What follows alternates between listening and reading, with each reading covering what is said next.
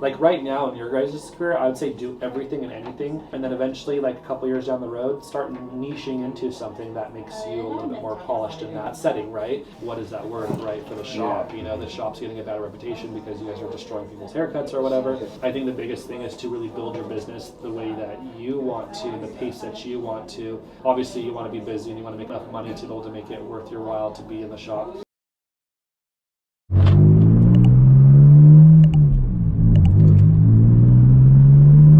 Alright, man, day 2, week 2. We're going to the Barber Apprenticeship Academy. That's what it's called.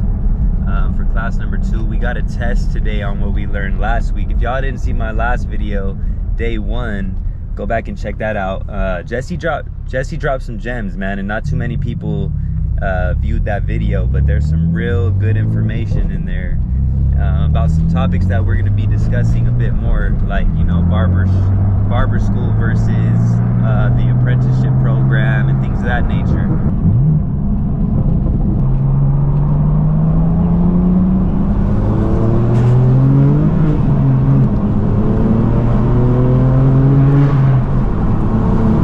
Yeah, we'll see what today has in store.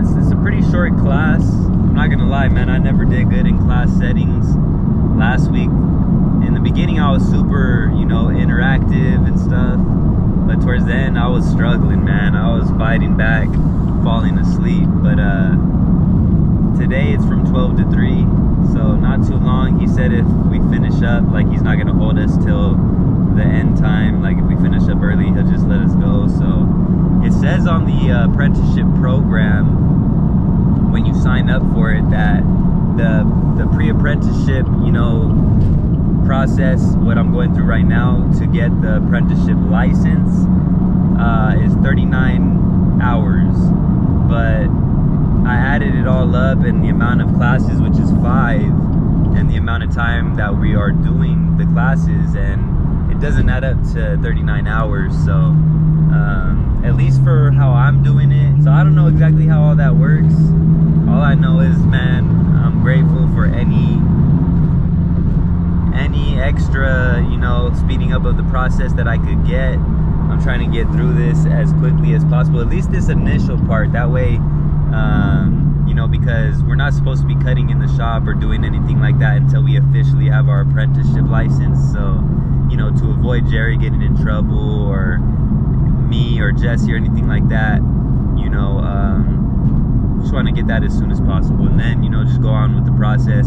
And I did the time. They say it's like, well, I did the math on the time, and they say it's 2 years, but from my calculations it was like 1 year and 8 months. And then we worked something out with Jerry, which we'll discuss more. There's so much to talk about, man. Each person's situation is gonna be unique, you know, when choosing barber school or the apprenticeship program. Like, what I got worked out with Jerry is probably not gonna be the same for anybody else. We'll discuss more about that later, like I said. But yeah, man, we're on our way to the academy, if you want to call it that, to meet up with the guys and Jesse, and we'll see what we talk about today. Hopefully I do good on that test or the quiz, because just like in regular school, your boy didn't study.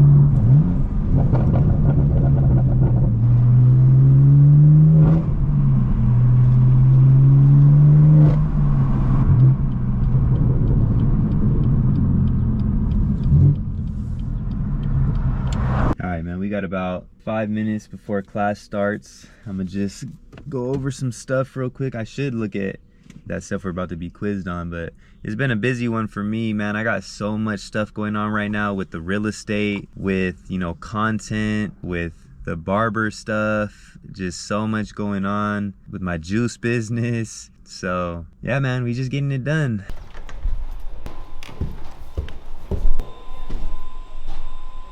If you can't handle that, maybe you can't give them a good haircut at the end of the day. Like, what is that worth, right, for the shop? You know, the shop's getting a bad reputation because you guys are destroying people's haircuts or whatever. So I think the biggest thing is to really build your business the way that you want to, the pace that you want to. Obviously, you want to be busy and you want to make enough money to be able to make it worth your while to be in the shop, but at the same time, who you are comfortable with doing hair on, right? So when I first started, a lot of it was like my friends and family, right? I would just do a bunch of haircuts and people are like, oh, you're learning how to do hair, and then they were super all over it, you know? So like really just having the confidence to put yourself out there is like a big, huge part of this, right? Just to be able to say, hey, like I'm learning this new haircut, like I, you know, don't have necessarily an idea of exactly what I'm doing, but I would love to practice on you on a regular basis, you know what I mean? Do you mind getting a free haircut, or you know what I mean, like we can exchange services or whatever the case is, right? So there's like different ways of like really building yourself up, and like eventually you're gonna start wanting to charge and starting to get like, you know what I mean, going. But even if you're not that confident with the haircut, it's always, there's nothing wrong with giving a free haircut out here and there, you know what I mean? Obviously once you start getting established, like that's not something that we should be doing, but it's a great way to get started is by, you know what I mean, giving some haircuts out and like really just getting the pace practice out. Yesterday we were talking about in the apprenticeship class was about like just having like a really good sense of curiosity, right? Like being curious about stuff in this industry to be able to keep yourself motivated and passionate about what we do, right? So like there's different focuses you're going to have throughout your career, and like I think that's a big part of it is like right now is like learning the skills and like what it takes to be a barber, right? Sanitation, business building, marketing yourself, like how does Instagram work, how does Facebook work, how does like YouTube work, all these things. Where's your audience and who's your audience, right? And then beyond that is like learning how to cut hair, what type of fades you're looking for, how fast you're doing those fades, you know what I mean, how quick are you getting people in and out, is it quality job, or are you just destroying haircuts and trying to get everybody out quick, you know? So that curiosity should be like, let me time myself when I do a haircut, let me see what it takes to be able to finish this haircut from start, you know, from start to finish. What am I doing that I can actually improve on and make this faster? You know, sometimes we're running around the chair versus like letting the chair work for us, right? Utilizing tools like that. Sometimes we'll go through a haircut and then we'll go back through it 101 times, right? That, you know, is a waste of time in some ways, you know what I mean? Obviously we're learning, so it doesn't matter in the beginning. Sometimes like we were talking about like people that don't know what they want, right? So if we don't communicate with them properly, we do a haircut and they're like, oh, actually, can you go a little shorter now? Now we're doing 2 haircuts on this person, and at the end of the day, we're only charging them once. So, you know what I mean? That's a waste of time in a lot of ways if we're not communicating properly in the beginning. We were talking yesterday with some of the barbers, and they're like, oh yeah, this guy like hated his haircut and was like super mad about it. And, you know, like rather than being like he was an idiot, like he didn't know what he wanted, he doesn't know what a real haircut looks like, he doesn't know what this actually takes or whatever to be able to do this haircut. His haircut was smooth, it was like clean, he walked out with a clean haircut, but he was mad. Okay, like I always step back from that situation, look at it and say, well, what really happened there, right? Yeah. Because if he wasn't happy, it wasn't what he wanted. I can say it's beautiful, it's an amazing haircut at the end of the day, like he got exactly what he wanted or what he asked for, but if he's not happy, there's something that was missing in that conversation that we didn't get a hold of, right? Mm-hmm. And so a lot of barbers will go out there and be like, oh, this guy was horrible, he like left us a bad review, and you know, you're mad at the person, he doesn't even know what a real haircut looks like. Yeah, he's the client, he shouldn't even know what we're doing, you know what I mean? Like in the long run, his knowledge is limited versus what our knowledge is a whole different world, right? So really going in as a CSI agent and really figuring out what could I have done better, like that would make you a better barber at the end of the day, right? Like rather than just being like, let me blame this guy and like, you know, I was the best and I did a great job. It should be more about looking back at it and saying like, what could I have done better? How do I fix this problem? How do I not have that problem happen in the future, right? So a lot of it's like customer service. A lot of it's really like looking back into ourselves and looking forward and saying, you know, I want to be better at this. You know what I mean? So having that positive like curiosity and positive outlook on what can I improve on? What do I need to learn in the future? Where do I need to go with my like, you know, my skills? Yeah, I think there's always going to be a different thing to be learning. Like if you're in this industry and you decide that you learned everything and you know everything, it's probably like going to be boring for you eventually. It's probably not worth it for you at the end of the day. You're probably going to be like, you know, burnt out, not excited. The excitement comes in with the passion of always learning, always growing, always like figuring out something new to be able to like put on your table, you know what I mean, as far as what you want to learn and want to grow with, and you know, and then 30 years down the road, you're going to be like, let me recircle a lot of that information, because now these young barbers are coming out and they're doing something different that I don't know about, right? Yeah, true. So there's a lot of things to be like on top of and excited about. One, I don't want to be that older hairdresser that like gives my clients out to everybody else, you know what I mean? I want to always stay up on everything and stay, you know, passionate about what I'm doing. Yeah, it's like right now, all the kids, they want perms, like Yeah, boys I and see stuff. that. So if you know how to do perms as a barber, Dude, some of the barbers don't want to do perms. yeah, like Jerry knows how to do perms, Yeah. so he's Walking around, quite good with that, you know? Is that hard? I don't know. No. Nothing's hard in the long run. It's really about just practicing the skills. It's really about like getting the dexterity to be able to do a perm wrap. It's about really just, again, positive curiosity of wanting to learn it. You know what I mean? If you don't want to learn it and you're just like, oh, I don't want anything to do with this, you're not going to do it. It's not going to be a part of your life. It's not going to be part of your like service menu. That's fine too, but in the long run, that's money out the door if it's the person that walks in and you're the one that's available, and you're like, oh, I don't know how to do this. Like, you know what I mean? That kind of sucks for you because you're not paying your bills that day, or you're not going to take that money, right? You got to be aware of the trends. And See, stuff. that's why I said you got to be where it's at, because Yeah. all this old shit is like. You got to see the trends when it's coming and then learn it before, you know. The other thing is everything goes back to the basics. Yeah. Like right now in your guys' career, I would say do everything and anything, all of it, whatever, and then eventually, like a couple years down the road, start niching into something that makes you a little bit more polished in that setting, right? So again, we find out what we're willing to put ourselves into, especially when we have the clientele to be choosy at that point, right? So it's really about like making sure that you understand what really works well for you and what you like, and going from there. But now it's about figuring that out, right? Like just going through the motions of like, you know, you have to get yourself dirty and like, you know, get yourself into the big mix of everything. So we are back. Super dope class today.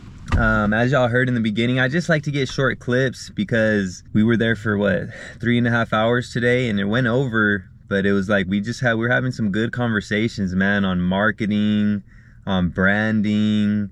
You know, Jesse was giving some good information on, you know, your mission statement, and it's all stuff that I kind of, you know, I'm already on that type of stuff, and Jesse, you know, he could tell, you know, so I appreciated it for sure. I love talking about that sort of stuff because that's what it's all about, man. That's how we succeed in what we're trying to do. It's all about branding and marketing. Everything is branding, marketing, content, you know, how you improve your services. And then also he did like something that I really took from it, which I kind of already knew, but it like really like opened my mind to it even more, is that as a barber, as a hairstylist, we really make people's day. And I'm not yet for me, but you know, I'm gonna say we because I'm going towards that. But as a barber, as a hairstylist, you make people's day. You know, like they look forward to going and seeing you. When they leave, they're feeling good about themselves. I know for myself, I look forward to going and getting my hair cut. I feel great after I get my hair cut. And I'm sure everyone can relate to that. You know, it's one of those things where if you're not feeling so good, you go get a haircut, and as long as it comes out good, you had, you know, good service, good conversation, or maybe you didn't even talk, but as long as the haircut comes out good and you had like, you know, a good time, whatever that is for you. Some people like to talk a lot, some people don't like to talk at all. But you leave there feeling so much better about yourself because you're looking better, you're feeling better, and you know, you just we're day makers is how he put it. You know, we make people's day. So, and like I said, I'm saying we because I'm becoming a part of that. So that's something that's really dope, because I feel like for me, I've really just been talking about a lot about the potential in making money, in networking and things like that, and I haven't really put too much focus on the service aspect of it, the solutions that we're bringing to people, you know, the ways that we help. And at the end of the day, that's what it's all about, really, is helping people and providing a service to people that really is beneficial to them, you know. So that was super dope. A lot of stuff to take from that. That was a really good class, man. Honestly, Jesse's super cool. I remember Chris Bossio talking about when he first got into barber school, and something that, you know, really made him super passionate about it was his teacher. You know, he had a really good teacher until that teacher left, and then he kind of fell off after that. But I feel like I have really good teachers, man. Jesse is super dope. He has a lot of good information, and that's one thing about doing the mentorship program or the apprenticeship program, is that you're learning from people who do this. Like Jesse does this. He has a salon. He's been a barber for I don't know how long. He's been doing hair for I don't know how long. So you're learning from someone with a successful business. Jerry's been doing this. He has a successful business. You know, so I'm learning from people that are in this industry doing it at a high level, you know? So when you go to barber school, that's not always the case. I don't know in every situation, but that's another thing that the apprenticeship program really has going for it. And of course, you got to get with the right sponsor, the right, you know, person that's going to be doing the apprenticeship program part of it, and the right mentor. You know what I'm saying? Because obviously you could get with a super shitty mentor, and like the apprenticeship program would not be good. And, you know, even with sponsor, however you want to put it, the academy person, same thing with the school. So it's super situational, man. You just gotta, in your area, you just have to go and talk to the people that are doing the apprenticeship program, and you gotta obviously have an idea of who you're gonna go with as your mentor, or at least talk to some barbers and kind of see what you could do with it. And then also go to the schools, you know, see what they're all about. I didn't really talk to any of the schools just because I knew Jerry. Like, I had been going to him for a long time. He's super business minded. He owns the barbershop. He owns a salon too. And that's all we talk about really, is a lot of business and a lot of like growth mindset type of stuff and work ethic type of stuff. So we really like connected through that. And I just, you know, I brought it up to him because I mentioned it to him before. So that's how, you know, I didn't even consider the school. I mean, I looked into it a little bit, but once I seen the pricing on that, and, you know, the fact that you're not getting paid while you're in school. Yes, it's a shorter period of time, but with the apprenticeship thing, you're getting paid while you're learning, you know? So for me, I just got to get the reps in. I got to find a way to get the reps in. But yeah, man, it was a super beneficial class. We got so much content on the way. I'm gonna try to find a better way to get more clips throughout the class, because there was so much game that y'all missed out on in there, and I want to try to get y'all as much as possible. But like I said before, if y'all have any questions that you want me to ask Jerry or Jesse, just drop them down below in the comments, man, and I'll be sure to ask them. We could definitely get that done. So yeah, man, I'm gonna go to the shop after this, and then we'll see what's good for the rest of the day.